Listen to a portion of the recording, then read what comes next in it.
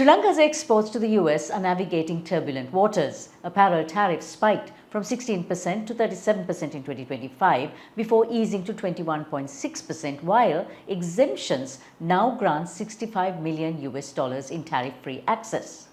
To unpack what this means for Sri Lanka's trade future, we are joined by Research Fellow of the Institute of Policy Studies of Sri Lanka, Dr. Asanka Wijesinghe, whose recent research dives deep into the shifting currents of global trade and their impact on the economy. Looking at everything that's happening around us, how do sudden changes in US trade policy and US policy per se cascade to affect smaller countries like ours? One thing is when tariff goes up, the trade cost goes up. That means for importers, now our products are more expensive. So that's the main channel. For example, earlier under the normal tariff system, tariff rate was like 16% in wearing apparel. It went up to 37. It's a huge jump. The other thing is that small economies like Sri Lanka depends on one market. For example, US, 37% of apparel goes there. So trade policy changes in the US has a magnified effect on Sri Lanka. These affect through currency depreciation. There can be macroeconomic effects. So these are the ways we are affected. So we're seeing container prices go up. We're seeing currency depreciation as well. And from what you mentioned, apparel is significantly just one market. Now, if tariffs on clothing continues to rise like this, given that we've been experiencing this, can we cushion that blow? In February, United States Supreme Court struck down IPS tariff. For your audience, this technical term, this is IPS, International Economic Emergency Powers Act. This is the legal tool Trump administration used to impose tariff. Supreme Court said no, it is illegal. Now our tariff is back to 10% reciprocal tariff on top of MFN, most favored nation tariff. Now, if there will be another tariff rise, of course it is bad news. We saw that in 2025, importers absorbed this cost to some extent without passing it to the consumers. But we cannot assume that it can be continued for a long time because it squeezes their profit margin.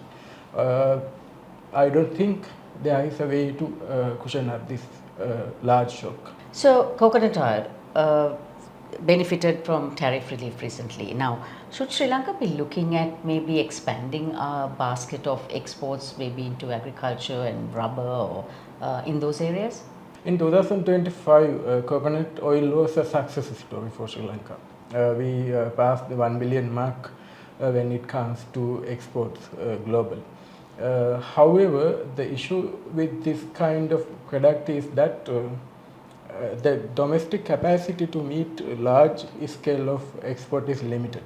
For example, coconut nut production is not enough. We have domestic consumption also. We need to import coconut nuts to the country, but trade policy is not flexible in that. Same thing goes with rubber. Of course, there are opportunities coming from the exemptions in the US, but rubber also we need to import rubber sheets, but again trade policy is affecting that. There are other products although we can think of, for example, electronics.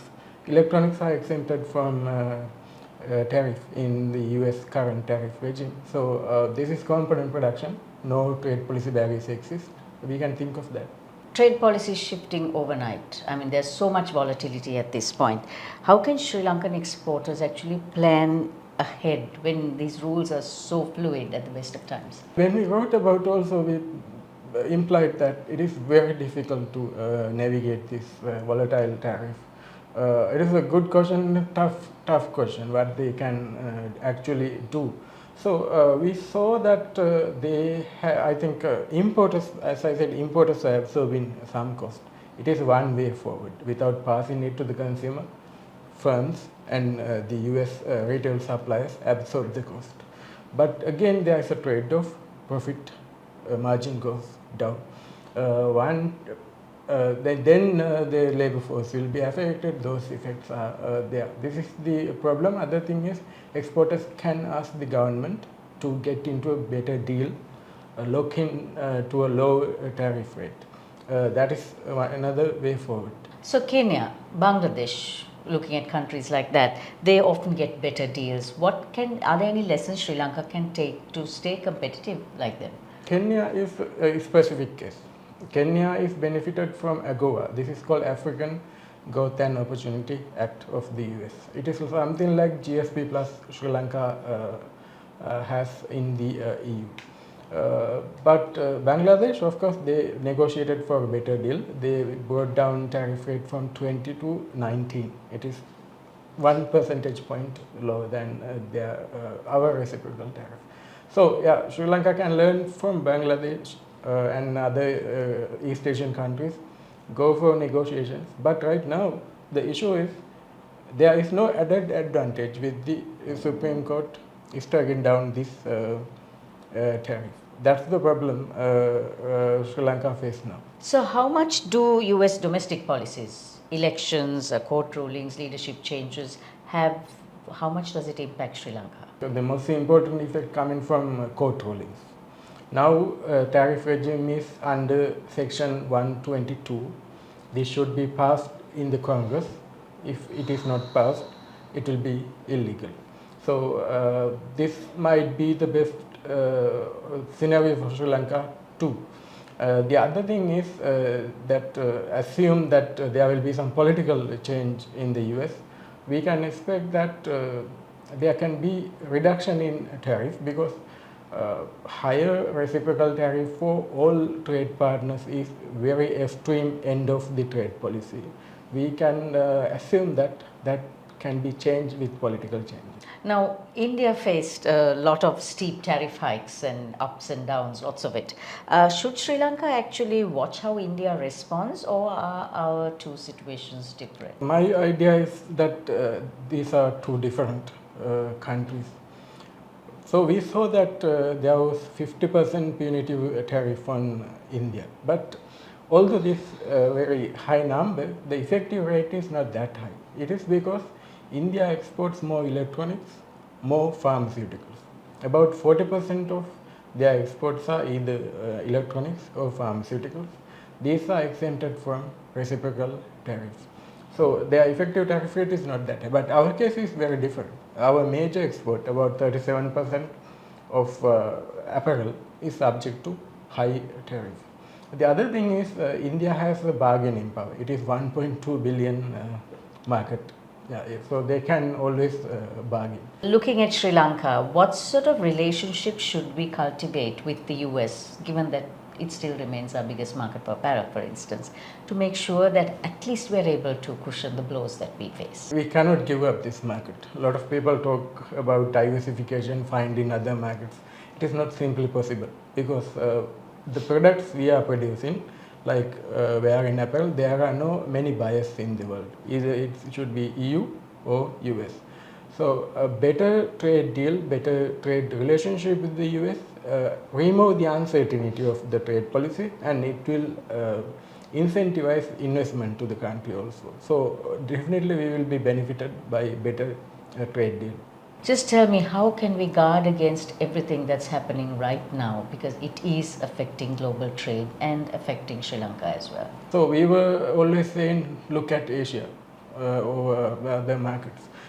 The issue is we cannot export our current products like ready-made garments to the Asian countries.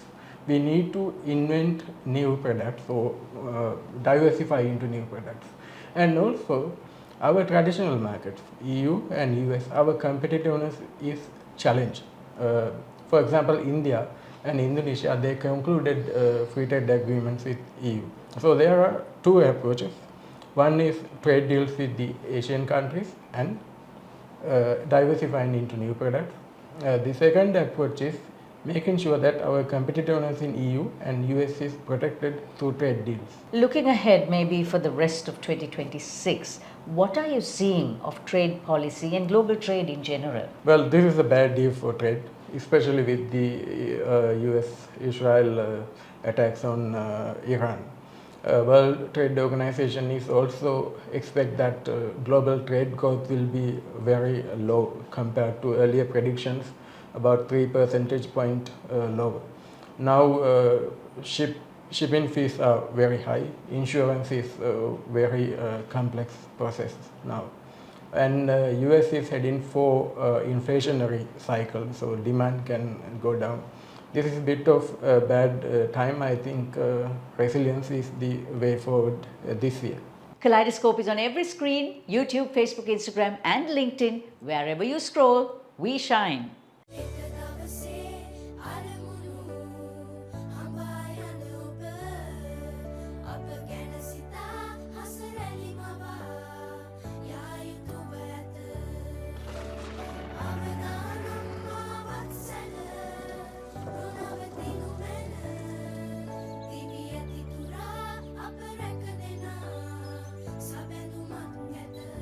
You focus on your goals. We will take care of the risks. Ceylinco Life.